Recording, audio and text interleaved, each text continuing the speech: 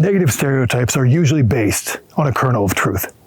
They're not always fair or accurate, but they do come from bad experiences that people have actually had. So many of the negative stereotypes about masculinity or toxic masculinity come from this one type of guy. He turns a lot of people off, and he makes men and masculinity seem stupid, angry, and insecure. I like to call him level 2 guy. This guy has climbed up to level 2 of some totem pole, and for some reason, he doesn't have what it takes to climb any higher. So instead of helping other men up, he decides that it's his job to push other men down. Because as long as they stay on level 1, he gets to say the big dog on level 2. Every man has encountered this guy at some point in his life. Nothing you ever do will ever impress level 2 guy. In fact, impress level 2 guy challenge is impossible. He is the biggest fish in the smallest pond, and no one can take that away from him. He is always pissed off about something, and no matter what you do or no matter how hard you work, he wants you to know that to him, you will always be a piece of shit. Nothing you ever do will ever be good enough. He will always find something you did wrong. He will never give you credit for anything. He will always one-up you. He will always big dog you. Everyone is a threat to him, and every situation is zero-sum. For level 2 guy to feel like he is somebody, he needs you to be a nobody. This is where feminists get the idea that masculinity is fragile. Level 2 guy's status is fragile because he acts like it is. He's insecure because he's stuck. He recognizes on some level that there are tons of men above him. In many cases, level 2 guys will come up with reasons why the men above him don't deserve it, or they're always corrupt, or he just got lucky.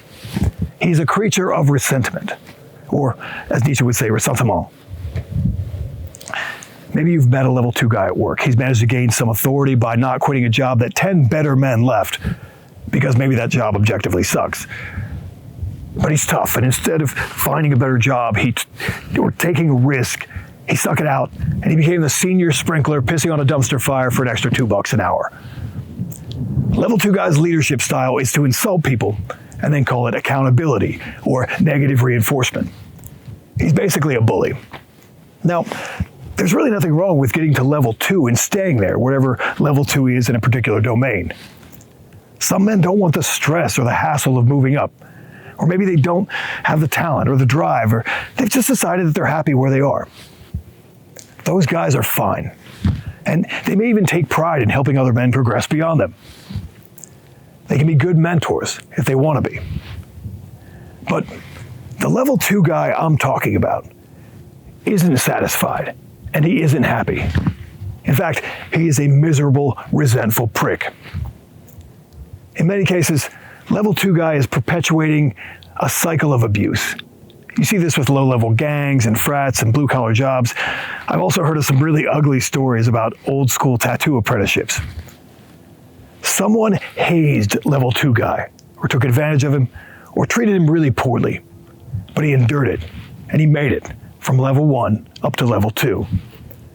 Instead of reflecting on that and trying to find a better way to be a mentor, he wears the abuse as an initiatory badge of honor, and he actually takes sadistic pride in doing the exact same thing to the next guy, because that's just the way things are.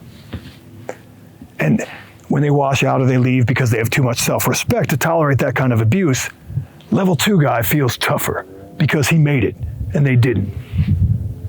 There have probably always been level 2 guys in the world, and there probably always will be. It's a naturally recurring type in masculine psychology. What makes level 2 guy especially dangerous to positive masculinity is that level 2 guy represents himself as an authority on masculinity and what real men do and how real men behave. And surprisingly, real men always happen to do exactly what level 2 guy does. They like whatever he likes, and any man who does or likes anything else is stupid or a pussy or just a total piece of shit. Now, I encountered a lot of level 2 guys growing up, and because they made masculinity to look like a macho fantasy cope for bitter, stupid losers, that's what I thought masculinity was. So when I was a young man, I actually believed what feminists said about masculinity because it lined up with my own negative experiences with level 2 guys. Young men all start at level 1, so they all encounter level 2 guys. And if they don't have other positive masculine influences from better and higher level men, they're going to be more vulnerable to feminist propaganda or to just becoming more level 2 guys. And there are also a lot of men who have never really fit into a male group or become secure in their own masculinity, and this includes a lot of gay men. They project their negative experiences with these level 2 guys onto all men and onto masculinity itself. Every masculine man is just another bully to them. So it's important to be able to recognize level 2 guys for what they are. Level 2 guys want to define masculinity for you and for everyone around you, but don't let them do it. Because there are also level 3 guys, and level 4 guys, and level 5 guys. Level 2 guy is actually not the big dog. He's not even close. And the real big dogs, they actually probably won't big dog you because they don't have to. Now, thanks to the success of my book, The Way of Men, I've actually been able to meet a lot of really successful guys. Men who are good at being men. I've hung out with major UFC fighters, Green Berets, Navy SEALs, all kinds of operators and contractors, combat vets, black belts, famous authors, professional athletes, and multimillionaire entrepreneurs.